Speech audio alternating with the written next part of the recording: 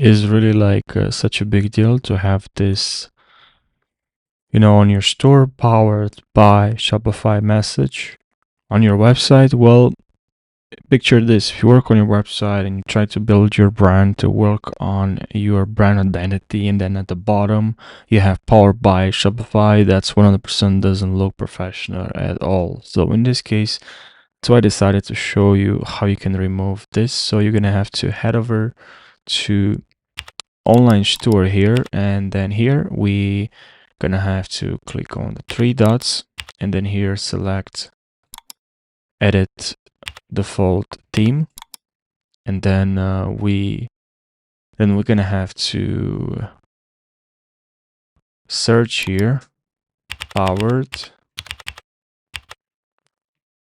and here we have here powered by Shopify. Now just remove this basically, and then just click on save. I'm gonna click on save here, and that's all you have to do. I hope you found this short video helpful. Thanks for watching and take care.